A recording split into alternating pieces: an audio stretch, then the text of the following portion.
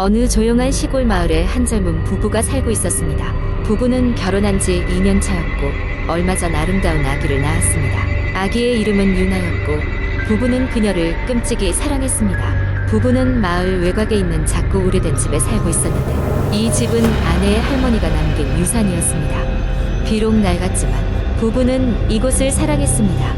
하지만 집에 처음 이사 왔을 때부터 알 수 없는 기분 나쁜 느낌을 떨칠 수 없었습니다. 어느 날 밤 아기가 잠들어 있는 동안 부부는 TV를 보고 있었습니다. 그런데 갑자기 아기 방에서 알 수 없는 소리가 들렸습니다. 깨어나서 우는 소리가 아니라 무언가 툭툭 튕기는 소리였습니다. 부부는 당황스러워하며 조용히 방문을 열었습니다. 아기는 편하게 자고 있었고 방 안에는 아무것도 달라진 것이 없었습니다. 걱정스러운 마음에 부부는 방에 더 머물렀지만 그 후로 아무 일도 일어나지 않았습니다. 며칠 후 비슷한 일이 반복되었습니다. 이번에는 더욱 이상한 일이었습니다. 밤 늦게 거실에서 무엇인가 움직이는 큰 그림자가 보였습니다. 남편과 아내는 두려움에 떨며 서로를 보고 혹시 바깥에 누군가 도둑이라 돋은 것이 아닌지 확인했습니다. 하지만 정작 그들이 거실로 들어갔을 때 아무것도 발견할 수 없었습니다. 단지 창밖에는 바람에 나뭇잎이 흔들리고 있을 뿐이었습니다. 이쯤 되자 부부는 뭔가 설명할 수 없는 일이 집에서 벌어지고 있음을 깨달았습니다. 그러던 중 할머니가 사시던 때부터 이 집에서 여러 가지 미스테리한 일이 있었으며 마을 사람들은 이 장소를 기피했다는 이야기를 들었습니다. 어떤 전설에 따르면 이 집에는 한솔인 유령이 살고 있다고도 했습니다. 답답한 마음에 부부는 마을의 무당을 찾아갔습니다. 무당은 집에 들어가자마자 찬 기운이 도는 것을 느꼈다고 했습니다. 그녀는 여러 의식을 통해 어떤 영혼이 이 집에 갇혀 있으며 그 영혼이 그들의 아기를 누리고 있다는 끔찍한 사실을 전했습니다. 부부는 깜짝 놀라 더욱 결연한 마음으로 무당에게 도움을 청했습니다. 무당은 집에 있던 것 중에서도 특히 낡은 거울이 문제가 된다고 지적했습니다. 그 거울은 실제로 오랫동안 사용되지 않았던 불길한 물건이었고 할머니가 돌아가신 후엔 집 안쪽에 방치되고 있었습니다. 무슨 이유에선지 그 유령은 이 거울에 갇혀 있다고 했습니다. 무당의 조언에 따라 부부는 그 거울을 마을에서 가장 멀리 떨어진 호수에 버리기로 했습니다. 영적인 의식이 맞춰지는 밤 그들은 거울을 포장해 트럭에 실었습니다. 그러나 호수에 도착했을 때 그들의 차는 알 수 없는 이유로 갑자기 멈춰섰습니다. 황급히 차에서 내려 거울을 던지기로 결심한 부부는 한없이 차가운 물 속으로 그것을 던졌습니다. 거울이 물에 빠져 사라지고 얼마 지나지 않자 묘한 안도감이 들었고 차도 다시 시동이 걸렸습니다. 그 이후로 집에서는 더 이상 이상한 일이 일어나지 않았습니다. 그러나 부부는 그날의 사건을 잊지 않았습니다. 그 후로 어느 날 밤 아내는 잠결에 누군가 자신을 지켜보고 있는 듯한 느낌에 눈을 떴습니다. 창밖을 바라보니 물에 잠긴 거울에서 무언가 비치고 있는 것이 보였습니다. 그녀는 두려움에 잠긴 상태에서 그것이 정말로 있었던 것인지 자신에게 스스로 묻고 또 물었습니다. 결국 부부는 확실한 결론을 내릴 수 없었습니다. 다만 그 집이 그들 앞에서 다시 이상한 기운을 드러내지 않은 이상 그저 평범한 일상으로 돌아가는 것이 그들에게 남은 선택이었습니다. 하지만 그밤 그들이 본 것은 정말 무엇이었을까요? 그저 피곤함에 의한 환상이었을까요? 아니면 아직 풀리지 않은 비밀이 숨어 있는 걸까요? 이 질문은 여전히 미해결 상태로 마을 전설 속에 남게 되었습니다. 두 번째 이야기, 제가 겪었던 일입니다. 대학 시절 방학을 맞아 친구들과 함께 산속 깊은 곳에 위치한 작은 펜션으로 여행을 가게 되었습니다. 그 펜션은 인터넷에서 발견한 곳으로 사진에서는 아늑하고 평화로운 모습이었고 무엇보다 가격이 매우 저렴했기에 우리에겐 더할 나위 없는 선택이었습니다. 도착한 날 해가 지기 전까지 우리는 주변을 탐험하며 하루를 즐겼습니다. 하지만 날이 어두워지기 시작하자 주변은 무섭도록 고요해졌습니다. 펜션 주인은 방학 기간 동안 여행객들이 많아 주인이 상주하지 않는다고 했습니다. 우리는 조금 불안했지만 성수기라 다른 방에도 손님들이 많을 것이라 생각하고 대수롭지 않게 넘겼습니다. 밤이 깊어갈수록 숲은 마치 살아있는 것처럼 사방에서 이상한 소리를 내기 시작했습니다. 저희는 펜션 리빙룸에 둘러앉아 간단한 술과 함께 이야기를 나누기로 했습니다. 몇 시간 동안 이런저런 이야기를 나누다 보니 누군가 무섭고 소름 끼치는 이야기를 꺼내게 되었습니다. 그날 이야기의 주제는 숲의 저주였습니다. 전해지는 바에 따르면 우리가 있는 이 숲은 예전부터 이상한 사건이 잦았다고 합니다. 아무 이유 없이 사라진 사람들, 특히 달밤에 소리가 들리면 즉시 돌아가야 한다는 경고 같은 것들이었습니다. 그 이야기를 듣고 나니 괜스레 마음이 불편하고 우리는 이야기를 다른 쪽으로 돌리려 했습니다. 그런데 그 순간 펜션 외부에서 발소리가 나기 시작했습니다. 처음에는 한두 번 찍찍 소리가 나더니 점점 가까워지는 느낌이었습니다. 다들 조용히 숨을 죽인 채 귀를 기울였고 문득 창밖을 바라보니 누군가의 그림자가 어른거리고 있었습니다. 겁에 질린 우리는 서로 눈치만 볼 뿐 누가 나가서 확인할 엄두가 나지 않았습니다.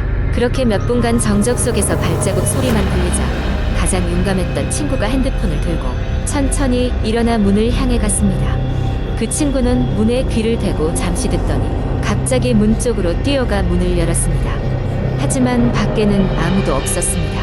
그저 어두운 숲속으로부터 찬바람만 이 펜션 안으로 훅 들어올 뿐이었지요. 친구는 이상한 느낌이라며 창문 과출입 문을 전부 잠가버렸고 우리는 불안한 기분에 잠이 오지 않았습니다.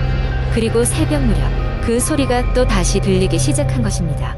이번에는 확실히 왔다 갔다 하는 느낌이 아니라 특정한 지점을 맴도는 것처럼 들렸습니다. 마치 우리를 시험이라도 하는 존재처럼 말이죠. 그때 우리는 비로소 깨달았습니다. 이 펜션은 단순한 숲속의 집이 아니었던 것입니다. 문득 주인이 손님이 많아 상주하지 않는다던 그 말이 떠올랐습니다. 그날 밤 한숨도 자지 못하고 아침이 되자마자 우리는 서둘러 펜션을 떠나 집으로 돌아왔습니다. 그리고 바로 주인에게 전화를 걸어 항의했지만 그는 우리의 경험을 듣고 매우 놀라면서 그런 일이 처음이라고 말했습니다. 그러나 그의 목소리에서는 어딘가 미묘한 신경질적인 분위기가 느껴졌습니다. 과연 그가 알고 있는 비밀이 있는 것일까요? 그 후로 우리는 다시는 그 펜션을 가지 않았고 인터넷에서도 그 펜션에 대한 후기는 더 이상 찾아볼 수 없게 되었습니다. 아마도 그 주인은 무언가 조치를 한 모양입니다. 무엇이 진실인지 모르겠지만 그날 우리는 알 수 없는 공포와 마주했습니다. 괜히 싼 가격의 펜션을 선택했던 것은 아닐까요? 아직도 가끔씩 저녁에 기대 없이 그날의 이야기를 꺼내 친구들과 나누곤 하지만 누구도 다시 그곳에 방문할 용기는 없었습니다. 이 이야기가 끝이 아닐지도 모릅니다. 왜냐하면 그날 이후로 때때로 밤에 잘 때면 창문 밖으로 무언가가 고개를 내미는 것 같은 느낌이 들 때가 있기 때문입니다. 스쳐가듯 바라보면 그곳에는 아무것도 없지만 말이죠. 세 번째 이야기. 몇 년 전 친구들과 함께 여름 방학을 맞아 산속에 자리 잡은 작은 펜션으로 여행을 떠났습니다. 그곳은 인터넷에서 심심치 않게 귀신이 출몰한다는 소문이 돌고 있는 곳이었지만 우리 모두는 그런 괴담을 믿지 않았기에 오히려 흥미로워하며 그곳을 선택했죠.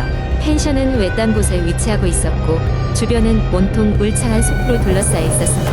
도착하자마자 우리는 복도에 걸려있는 오래된 사진들과 이상하게 삐걱거리는 나무바닥에 음산한 분위기에 매료되었습니다. 저녁 식사를 마치고 우리는 각 방으로 흩어지기 전에 거실에 모여서 카드게임을 하며 간식을 먹으며 수다를 떨었습니다. 밤이 깊어지면서 우리는 한 가지 게임을 하기로 결정했습니다. 그 게임은 오랫동안 내려오는 한밤의 서약이라는 다소 오싹한 게임이었습니다. 간단히 설명하자면 참가자는 모두 원형으로 둘러앉아 촛불을 하나 두고 각자의 소원을 마음속으로 빌면 된다는 내용이었습니다. 소름 끼치는 부분은 간혹 촛불이 혼자서 꺼진다는 것이었죠. 촛불을 불지 말라는 주의를 받았음에도 우린 그 이야기를 믿지 않았습니다. 뭔가 대단한 일이 일어날 거라 기대하지 않았지. 우리는 촛불을 중심에 두고 둘러앉았습니다. 각자 차례대로 눈을 감고 소원을 빌기 시작했고 분위기는 점점 진지해졌습니다. 모두가 조용히 집중하는 가운데 갑자기 촛불이 서서히 깜빡거리더니 꺼지고 말았습니다. 보르르 기절할 것 같은 침묵이 흐르는 가운데 우리는 짧은 순간 서로의 눈을 마주치며 긴장감을 느꼈습니다. 그 순간 우리 중 한 명이 장난기 어린 목소리로 이제 귀신이 나타나는 건가? 라고 웃으며 말했다가 갑자기 등골이 오싹해졌습니다. 외부에서 부스럭거리는 소리와 함께 창문 너머에서 우리가 세상에서 가장 무섭다고 느꼈던 그림자가 어른거렸습니다. 아무도 창문을 닫지 않았던 것이 문제였습니다. 우리는 그 자리에서 아무 말도 하지 못하고 굳어버렸습니다. 누가 먼저 움직이려고 했는지 기억도 나지 않지만 어떻게든 용기를 내어 창문을 닫아야 했습니다. 천천히 자리에서 일어난 친구 한 명이 기어가듯이 창문에 다가가고 있을 때 나는 고개를 돌려 다른 쪽에서 뭔가 다가오는 인기척을 느꼈습니다. 좁은 복도를 가로질러 누군가 걸어오는 소리가 점점 가까워지고 있었던 것이었습니다. 그저 바람이었을지도 모른다는 생각에 스스로를 다독이려 했지만 우리는 그 소리가 점점 커지는 것을 분명히 들었습니다. 도저히 앉아만 있을 수 없었던 우리는 동시에 자리에서 벌떡 일어나 불을 켰습니다. 복도로 향하는 문을 열어보니 아무것도 없었습니다. 하지만 그 무언가가 다가온 건 확실했습니다. 우리는 그 일이 벌어진 이후로도 그 장소에 머물러야 했기에 극심한 불안감에 휩싸여 밤을 지새웠습니다. 다음 날 아침 우리 중 가장 용기를 낸 친구가 근처 마을로 내려가 사람들에게 이곳에 얽힌 이야기를 묻기 시작했습니다. 이야기들을 모아보니 이 펜션은 과거의 산속에서 무언가를 연구하던 과학자가 사용하던 별장으로 연구가 실패로 끝나며 얼마 되지 않아 그가 자취를 감췄다는 소문이 있었습니다. 그 사건 이후로 우리는 펜션에서의 밤을 조용히 보내기로 합의했습니다. 직접적으로 귀신을 보지는 못했지만 그 경험만으로도 우리의 여름 방학은 충분히 오싹한 추억으로 남게 되었습니다. 그 후로 매년 여름이 찾아오면 그 여행을 떠올리며 떨리는 마음으로 친구들과 다시 만나는 약속을 하곤 했습니다. 그저 소문일 뿐이라며 웃어넘겼지만 우리 모두는 그날의 경험을 마음 한구석에 간직하고 있습니다.